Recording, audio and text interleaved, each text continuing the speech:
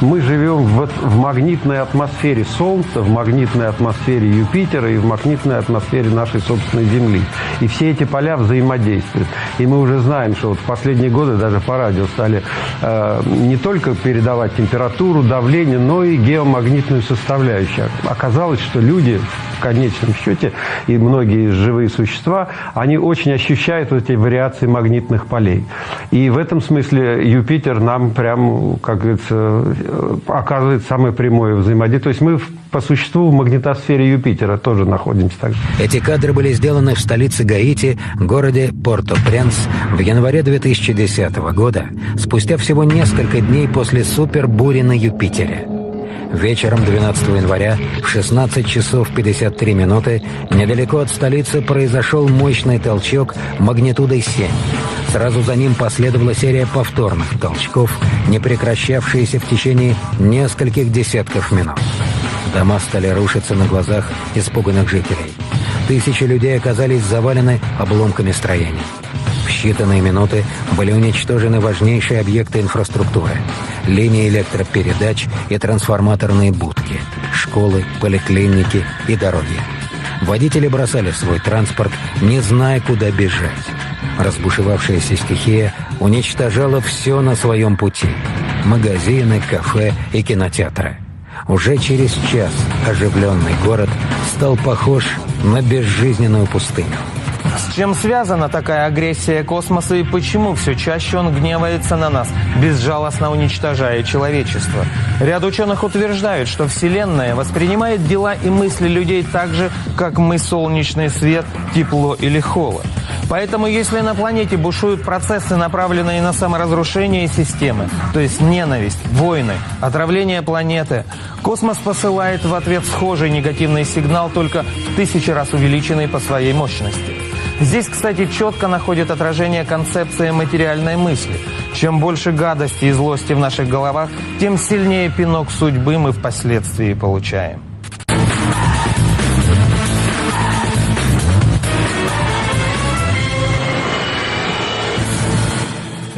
Психологи утверждают, наши мысли имеют способность материализовываться.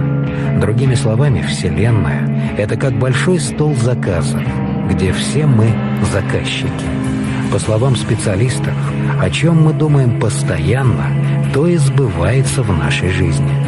Если думаем и прокручиваем в голове мысли только о плохом, то нас начинает преследовать череда неудач, неприятностей и болезней. Если настраиваемся на положительный лад, то даже самые страшные беды переносим легко и без особых потерь. Это значит, что человек все в своей жизни притягивает к себе сам. Космос нам на разных языках кричит разные команды. И люди, как говорится, и растения, и там все остальное могут теоретически эти воспринимать, если они этот язык понимают. Долгое время идея о том, что мысли материальны, считалась всего лишь фантазией. Но сегодня это уже научно доказанный факт. В качестве главного подтверждения специалисты приводят эффект плацебо. Если больному человеку давать вместо обычных лекарств, к примеру, таблетки из мела, но при этом постоянно рассказывать, что это новый и очень сильный чудодейственный препарат, то пациенту становится легче, и он может даже полностью излечиться, при том, что фактически его вообще ничем не лечили. Но как такое возможно? Врачи объясняют это простым самовнушением.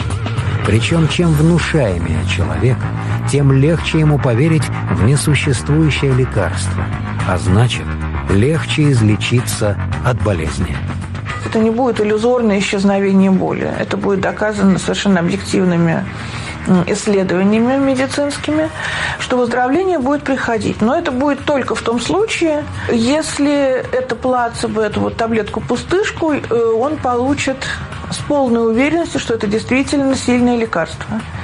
Потому что просто сказать себе, что я сейчас внушу себе, что вот эта витаминка – это сильное лекарство, 5 раз сказать – это сильное лекарство, нам никак не поможет выздороветь от пустой витаминки. Но если мысли и в самом деле материальные, значит, можно научиться ими управлять и руководить своей судьбой. Значит, чтобы воплотить что-то в жизнь, и притянуть к себе некий сценарий, нужно просто направить свои мысли в нужное русло. Как это ни парадоксально, но психологи и нейрофизиологи с этой формулой абсолютно солидарны. Существуют даже такие психотехники. Чтобы мысль обрела материальную форму, ее нужно все время прокручивать в голове, произносить вслух и даже записывать на бумаге. Нужно как можно четче представлять себе свою мечту и думать о ней постоянно. И тогда Бог обязательно ее услышит, и она воплотится в жизнь. Так что думайте о хорошем, делайте добро, и оно обязательно к вам вернется. И это, пожалуй, еще одно и самое главное доказательство. Я желаю вам вселенского счастья, космической удачи и вечной любви. На территории заблуждений вместе с вами был Игорь Прокопенко.